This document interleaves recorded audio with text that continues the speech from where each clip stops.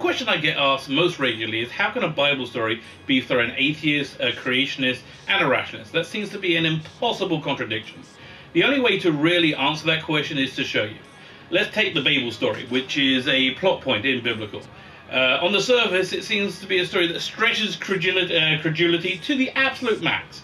I just don't buy it. I don't buy that primitive man was any less intelligent than us, so it seems like a stretch to me that you're going to be able to convince anyone to go along with it, to build a tower, to climb up into heaven and wage physical war on God.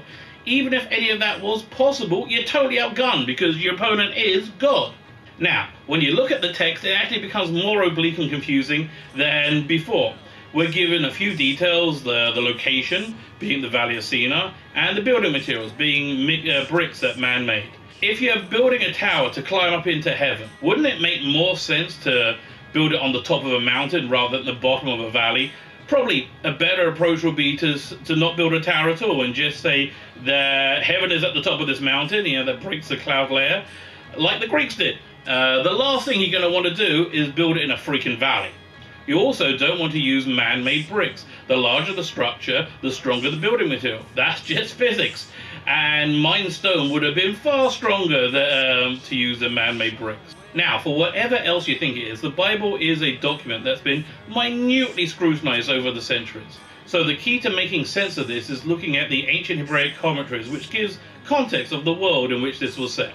As always, I'm not telling anyone what to believe or what is true. I'm just telling you what the simple meaning of the text is. Firstly, the Babel story was set essentially the first generation after the flood, where civilization had recovered and rebuilt itself. Now, that civilization was to a great extent defined by the apocalypse of the flood. Just in the same way the world of Mad Max is defined by their apocalypse, so too here. The location of the Valley of Sina, it was the lowest place on earth. So it's where the floodwaters would have receded through. Like when you have a filthy kid and you put them in the bath and you clean them off and you let the water out and it goes down the plug hole and all the gunk is concentrated there at the plug hole. That's essentially what the Valley of Sina was. It was essentially that world's ground zero. The bricks that came from there would have been infused with the bodies of the dead, perished in the flood. The tower would have been made from the remains of the dead of that entire world. The builder of the tower was King Nimrod, the world's first king and totalitarian despot. Nimrod's ideology was essentially that might makes right and power is all. Again, probably very heavily influenced by the apocalypse of the flood. Nimrod stood in stark contrast to Abraham, or as Jews call him, Avraham, or Muslims refer to him, Ibrahim. And again, I'm not telling you any of this is true or what to believe. This is just what the story is. So Abraham had started to speak about a single, all-powerful, loving God at this point. And this was something that Nimrod couldn't countenance at all. Now, this is really the archetype for all fascism and dictatorships throughout history, that different ideas cannot be tolerated, which is an incredibly relevant idea for today, that freedom of speech is the first genuine step towards fascism. When that goes, then all other freedoms follow soon behind. If you're opposing free speech, even in the name of anti-fascism, you are in fact embracing fascism. Is it okay to punch a Nazi in the face? Probably, yeah, but it's not okay to label somebody a Nazi just because they have a different outlook to you.